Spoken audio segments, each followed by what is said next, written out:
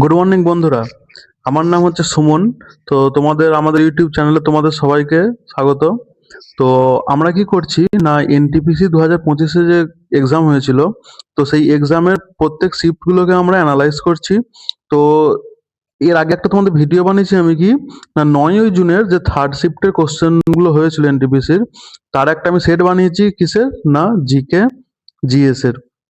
তো GK GS এর এই সেটে ঠিক আছে অনেকগুলি কোশ্চেন ছিল, সেই কোশ্চেনগুলোকে কি আমরা ডিটেলস একদম আলোচনা করেছি, যাতে ওই কোশ্চেন রিলেটেড যদি কোনো প্রশ্ন আসে সেইগুলো তোমরা সমস্ত অ্যান্সার করতে পারো। ঠিক আছে, তো সেই জন্য কি হয়েছে, ভিডিওটা অনেকটা বড় বড় হয়ে গেছে, মোটামুটি 1 ঘন্টা 10 মিনিটের মতো ভিডিও হয়ে গেছে।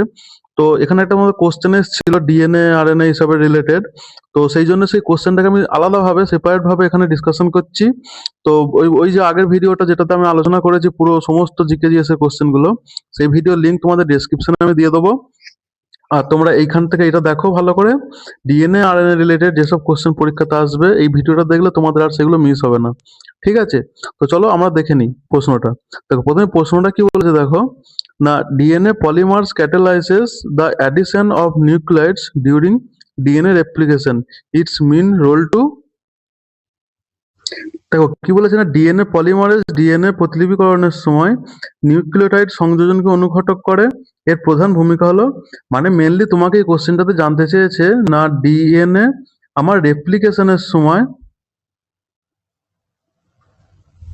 ডিএনএ রেপ্লিকেশন বা প্রতিলিপিকরণের সময় ডিএনএ পলিমার, এই যে ডিএনএ পলিমারটা রয়েছে আমার, এই ডিএনএ পলিমারেজের প্রধান কাজ কি। ঠিক আছে, সেটাই কোশ্চেনে জানতে চেয়েছে।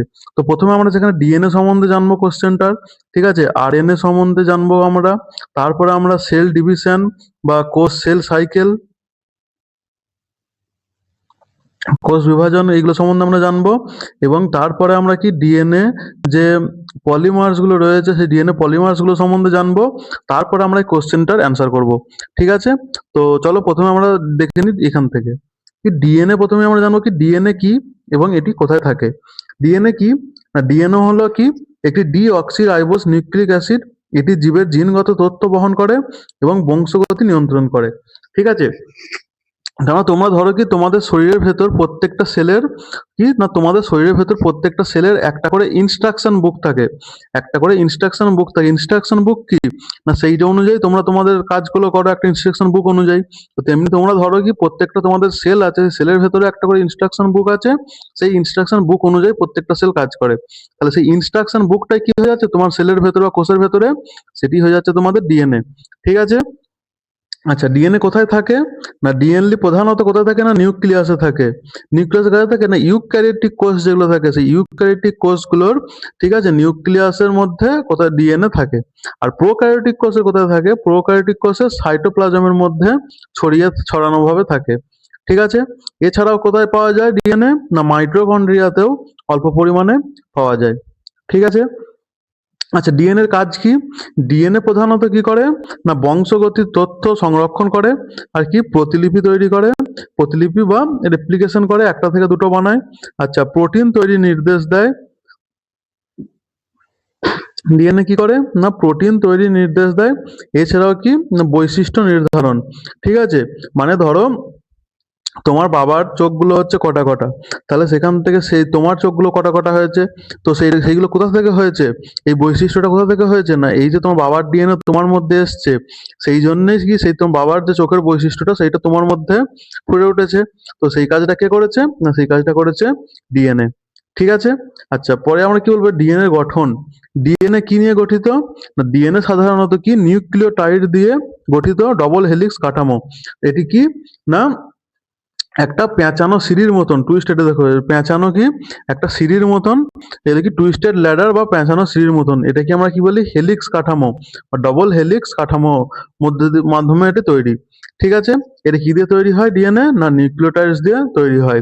ঠিক আছে, এর মধ্যে কি কি থাকে, এর মধ্যে থাকে ফসফেট গ্রুপ থাকে, ডিঅক্সিরাইবোজ শর্করা বা সুগার থাকে, এছাড়াও কি থাকে নাইট্রোজেন বেস।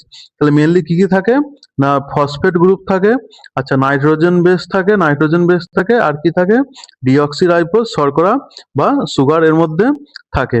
ঠিক আছে, আচ্ছা এবার ডিএনএ এর যে বেস গুলো আছে, ডিএনএ এর বেস গুলো কি কি ডিএনএ থেকে 4টে বেস থাকে, ঠিক আছে? একটা হচ্ছে পিউরিন বেস, পিউরিন, আর একটা হয় পিরিমিডিন, ঠিক আছে? পিউরিনের মধ্যে কি কি থাকে? অ্যাডেনিন আর গুয়ানিন।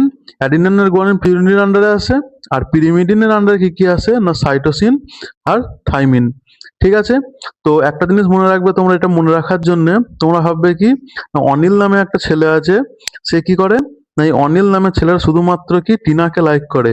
অনিল নামের ছেলেরা কাকে লাইক করে? না শুধু টিনাকে লাইক করে। তাহলে কি অ্যাডেনিন আর থাইমিন, অ্যাডেনিন সবসময় কার সঙ্গে বন্ড বানাবে? অ্যাডেনিন সবসময় বন্ড বানাবে থিয়ামিনের সঙ্গে। কারণ কি, না অনিল কাকে লাইক করে? না টিনাকে লাইক করে। আরেকটা জিনিস মনে রাখবে যে গোবিন্দ বলে আরেকজন আছে, সে কি করে, না তোমাদের হচ্ছে ছায়া বলে আরেকটা মেয়ে আছে, সেই ছায়াকে লাইক করে। তাহলে কে গোবিন্দ কাকে লাইক করে? একটা গ্রুপ আছে, সেই গ্রুপে কজন? 4জন মেম্বার আছে। একটা হচ্ছে অনিল, একজন হচ্ছে কে টিনা, একজন হচ্ছে গোবিন্দ, আর একজনকে না ছায়া। তাহলে অনিল কাকে লাইক করে? অনিল টিনাকে লাইক করে। আর গোবিন্দ কাকে লাইক করে? গোবিন্দ লাইক করে হচ্ছে ছায়াকে, ঠিক আছে? তাহলে অ্যাডেনিন কার সঙ্গে বন্ড বানায়? থাইমিনের সঙ্গে। আর গুয়ানিন কার সঙ্গে বন্ড বানায়? গুয়ানিন সাইটোসিনের সঙ্গে বন্ড বানায়, ঠিক আছে? এই ডিএনএ এর বেস সবসময় কি হয়? জোড়া জোড়া হয়, ঠিক আছে? ডিএনএ বেসেস আর ইন পেয়ার্সে থাকে। আচ্ছা, এরপরে কি আছে? আরএনএ। আরএনএ আমাদের কি, না আরএনএ হচ্ছে রাইবো নিউক্লিক অ্যাসিড, ঠিক আছে? এটি মেনলি কোথায় থাকে? না আরএনএ থাকে প্রধানত কোষের সাইটোপ্লাজমে এবং নিউক্লিয়াসে থাকে এটি। আরএনএ কোথায় থাকে? কোষের সাইটোপ্লাজমে এবং নিউক্লিয়াসে এটি থাকে। এর প্রধান কাজ কি? এর প্রধান কাজ হচ্ছে প্রোটিন তৈরির নির্দেশ বহন করা ও সংশ্লেষ করা, আর অ্যামিনো অ্যাসিডের স্থানান্তর এক জায়গা থেকে অন্য জায়গায় অ্যামিনো অ্যাসিডকে নিয়ে যেতে সাহায্য করে। এছাড়াও কি করে? না রাইবোসোম গঠনে এটি সাহায্য করে, ঠিক আছে? তাহলে আরএনএ হলো কি একটি নিউক্লিক অ্যাসিড, যা প্রোটিন তৈরিতে গুরুত্বপূর্ণ ভূমিকা পালন করে। তাহলে আরএনএ কি? আরএনএ হচ্ছে একটি নিউক্লিক অ্যাসিড যা প্রোটিন তৈরিতে গুরুত্বপূর্ণ ভূমিকা পালন করে, ঠিক আছে? আচ্ছা, আরএনএ এর গঠন এবং এর কি কি বেস আছে দেখো। আরএনএ এর গঠনের মধ্যে কি কি আছে? না রাইবোজ শর্করা আছে, ফসফেট গ্রুপ আছে, আর নাইট্রোজেন বেস আছে। নাইট্রোজেন বেসগুলোর মধ্যে কি আছে এখানে? অ্যাডেনিন, ইউরাসিল, গুয়ানিন আর সাইটোসিন। আচ্ছা, এখানে ইউরাসিল যেটা রয়েছে, আচ্ছা যখন আমরা ডিএনএ পড়ছিলাম, ডিএনএ এর মধ্যে কি থাকে? না ডিএনএ তে আমাদের থাকছে থিয়ামিন বা টিনা। এই টিনা ডিএনএ এর গ্রুপে আছে। টিনা কোথায় আছে? না ডিএনএ এর গ্রুপে। এবার আরএনএ এর গ্রুপে, এই টিনা বাদ হয়ে গেল। টিনার বাদ হয়ে গিয়ে কে চলে এলো এখানে?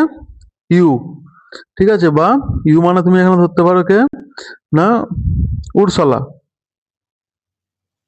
উর্সলা, বা ইউ, ঠিক আছে? তো এখানে তাহলে হচ্ছে কি, শুধুমাত্র আরএনএ এর ক্ষেত্রে এই টিনার জায়গায় কে চলে এলো? উর্সলা, বা টি এর জায়গায় আসে ইউ বা ইউরেসিল, বা থাইমিনের জায়গায় কে আসে?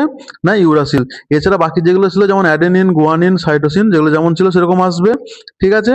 তাহলে এখানে এগুলো হয়ে গেল। আচ্ছা, এরপর আরএনএ এর প্রকারভেদ। আরএনএ 3 ধরনের হয়, ঠিক আছে? কি কি? না প্রথমটা হয়ে যাচ্ছে এমআরএনএ বা মেসেঞ্জার আরএনএ, তারপর হচ্ছে ট্রান্সফার আরএনএ বা টিআরএনএ, আর রাইবোজোমাল আরএনএ বা আরআরএনএ, ঠিক আছে?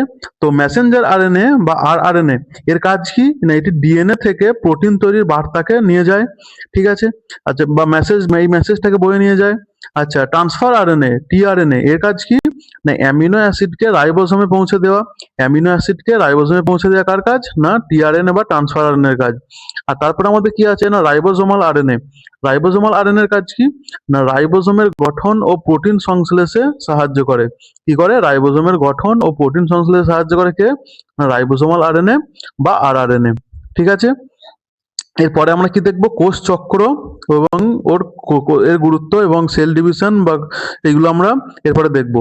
দেখো কোষ চক্র কি? কোষ চক্র হচ্ছে এটি একটি কোষের জীবনের ঘটা ধারাবাহিক ঘটনাবলী। কি? না এটি একটি কোষের জীবনে ঘটা ধারাবাহিক ঘটনাবলী, যার মাধ্যমে কি হয়? না যার মাধ্যমে একটি মাতৃকোষ বৃদ্ধি পায় এবং বিভাজিত হয়ে দুটি অপত্য কোষ তৈরি করে, ঠিক আছে? আচ্ছা, এর গুরুত্ব কি? এটি গুরুত্ব কেন? এই কোষ চক্রটা দরকার কিসের জন্য? না আমাদের বৃদ্ধি ও বিকাশের জন্য। ছোটবেলায় আমরা যখন বাচ্চা থাকি তখন কি হয়? আমাদের কোষ অনেক কম থাকে, আর আমাদের যখন বড় হয় তখন কি কোষের সংখ্যা অনেক বৃদ্ধি হয়। তাহলে সেগুলো কিভাবে হচ্ছে? এই কোষ বা সেল ডিভিশন বা বিভাজনের মাধ্যমে, ঠিক আছে? তো সেই জন্য এটি খুবই গুরুত্বপূর্ণ। তো হচ্ছে কি বৃদ্ধি ও বিকাশ জীবের দৈহিক বৃদ্ধির জন্য এটা অপরিহার্য। ক্ষয়পূরণ মানে কোথাও ক্ষতিগ্রস্ত কোষ, ধরো কোথাও আমার কেটে গেল ছিঁড়ে গেল, তো সেই জায়গাটাতে আবার জুড়তে হবে, সেটা কে জুড়বে, কিভাবে জুড়বে, সেটি কোষ বিভাজন বা সেল ডিভিশনের মাধ্যমে সেই জায়গাটা ভর্তি হবে।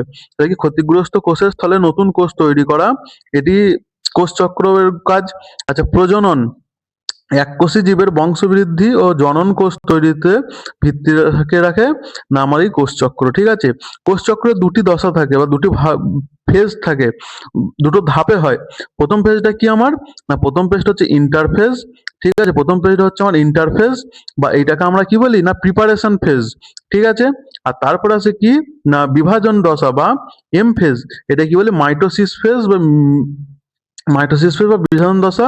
আর মাইটোসিস এই এম ফেজের মধ্যে কি কি আছে, মাইটোসিস এম ফেজের মধ্যে কি আছে, এম ফেজের মধ্যে আছে আমার হচ্ছে মাইটোসিস আর কি সাইটোকাইনেসিস। সাইটোকাইনেসিস মানে কি না এই যে সেলের ভেতরে সাইটোপ্লাজম আছে সেইটার ডিভিশনটাকেই বলছে সাইটোকাইনেসিস। কি division of cytoplasm, one cell become two identical, মানে একটা সেল ভেঙে দুটো, একটা সেল ভেঙে কি হচ্ছে দুটো সেম সেম টাইপের সেল তৈরি হচ্ছে, এটাই সাইটোকাইনেসিসের মাধ্যমে হচ্ছে। ঠিক আছে, তো এগুলো আমরা একটু ডিটেলসে দেখবো। প্রথমে দেখো ইন্টারফেজ। ইন্টারফেজ কি না এটি কোষ চক্রের প্রস্তুতি পর্ব। ঠিক আছে, এটি শুরু হয় কোথা থেকে, জি1 দশা থেকে। এই জি1 দশা কি, এটি কোষের আকার বৃদ্ধি পায় আর নতুন অঙ্গাণু তৈরি হয়।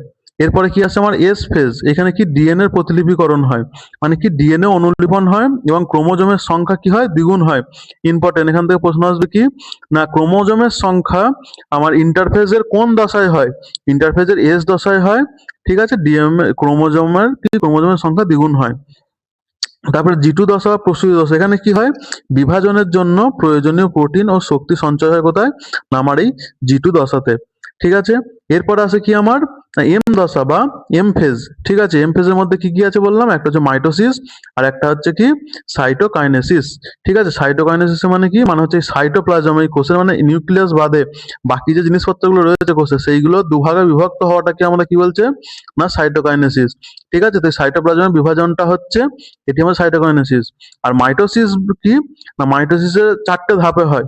প্রথম ধাপ হচ্ছে কি আমার না প্রোফেজ। এই প্রোফেজে কি হয় এই ক্রোমোজোম গুলো অ্যাপিয়ার্স বা আসে ক্রোমোজোম গুলো। তারপরে কি হয় মেটাফেজ। মেটাফেজে কি হয় না এই ক্রোমোজোম গুলো লাইন আপ একটা লাইনে দেখো বিন্যস্ত হয়েছে, তো একটা লাইন এরকম ভাবে তৈরি হয়। তারপর আছে কি অ্যানাফেজ। অ্যানাফেজে কি হয় না এই ক্রোমোজোম গুলো রয়েছে, ক্রোমোজোম গুলো ডিফারেন্ট ডিফারেন্ট ভাগে আলাদা আলাদা ভাগ হয়ে যায়। ঠিক আছে, আর টেলোফেজে কি হয় না টেলোফেজে কি হয় এই দুটো নিউক্লিয়াস আলাদা আলাদা নিউক্লিয়াস তৈরি হয়। ঠিক আছে, এরপরে কি হয়ে যাবে, এরপরে হয়ে যাবে আমার সাইটোকাইনেসিস, এই সাইটোপ্লাজমের বিভাজন হয়ে যাবে, এর ফলে দুটো আলাদা আলাদা কোষ আমার তৈরি হবে। ঠিক আছে, আচ্ছা এর মধ্যখানে এইবার তোমার হচ্ছে আমাদের একটা দশা আছে যে জি0 দশা বা জি0 ফেজ। এইটা কোন সময় আসে, এই মাইটোসিস এবং জি1 এই দশার মধ্যখানের জায়গাটাতে হয়, এই সময়টাতে হয় কি না জি0 দশা। এই জি0 দশা মানে কি এই সময় কি কোষ বিভাজন বন্ধ থাকে। ঠিক আছে, তো এই যে সেল সাইকেলটা থাকে, এই যে সেল সাইকেলটা আছে এই সাইকেলটা কি হয় বন্ধ হয়ে যায়। ঠিক আছে, বিপাকীয় ভাবে সক্রিয় থাকে। এইগুলো কোন কোন কেসের ক্ষেত্রে হয়, যেমন স্নায়ু কোষ। স্নায়ু কোষ একবার তৈরি হয়ে গেলে সেটি কি হয় ওইরকমই থাকে, ওটাকে আর রিপেয়ার করা যায় না, ওটা ঠিক হয় না। তো এইগুলো কি সেই সময় কি হয় কোষ বিভাজন বন্ধ থাকে স্নায়ু কোষ, এবং কিছু স্নায়ুভাবে এই দশায় থাকে। ঠিক আছে, আচ্ছা এরপর আমাদের যে মেন জিনিস সেটা হচ্ছে কি ডিএনএ প্রতিলিপিকরণে, একটা ডিএনএ থেকে আর একটা ডিএনএ তৈরি হওয়ার সময় বা ডিএনএ প্রতিলিপিকরণের সময় রেপ্লিকেশনের সময় যে এনজাইম গুলো আমাদের লাগে, সেই এনজাইম গুলো কি কি, এই এনজাইম গুলো খুব ইম্পর্টেন্ট। কি প্রথমে হচ্ছে হেলিকেজ। হেলিকেজ এনজাইম এটি কি ডিএনএ ডবল হেলিক্স খুলে দেয়। আচ্ছা এগুলো আমাদের পরে আলোচনা করছি। এছাড়াও কি তোমার 2 নম্বর কি প্রাইমেজ, তারপরে কি লাইগেজ, আর কি ডিএনএ পলিমারেজ। ঠিক আছে, আমাদের কোশ্চেনটা ডিএনএ পলিমারেজ থেকে জিজ্ঞাসা করেছে। ঠিক আছে, এবার কি এনজাইম গুলো প্রথমে আছে দেখো ডিএনএ হেলিকেজ। ডিএনএ হেলিকেজ কি এর কাজ কি, এটি ডিএনএ ডবল হেলিক্স খুলে দেয়। ডবল হেলিক্স মানে কি এই যে দেখো দুটো পেঁচানো সিঁড়ির মতন রয়েছে, এই পেঁচানো সিঁড়ির মতন এইটাকে এই আমার এই ডিএনএ লাইফেজ ডিএনএ হেলিকেজ এটা কি করে দুভাগে বিভক্ত করে যায়। দেখো একটা চেন, যেমন প্যান্টের যে চেন গুলো থাকে সেই চেন গুলো কি হয় টানলে কি নিচের দিকে করলে কি আলাদা আলাদা দুটো ভাগে বিভক্ত হয়ে যায়, তেমনি দুটো আলাদা আলাদা ভাগে বিভক্ত হয়ে যাচ্ছে। এই দুভাগে বিভক্ত হয়ে যাওয়াটা কে করছে? না ডিএনএ হেলিকেজ।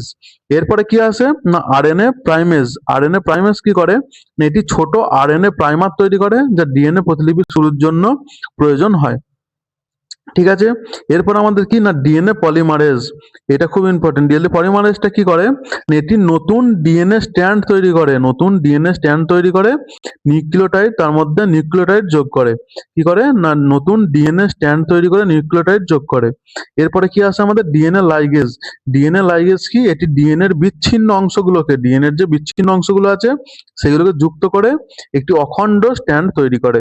ঠিক আছে, আচ্ছা এবার ডিএনএ প্রতিলিপিতে লিডিং বনাম ল্যাগিং স্ট্যান্ড ও ওয়াকাজাকি খণ্ড কি? না লিডিং স্ট্যান্ড কি?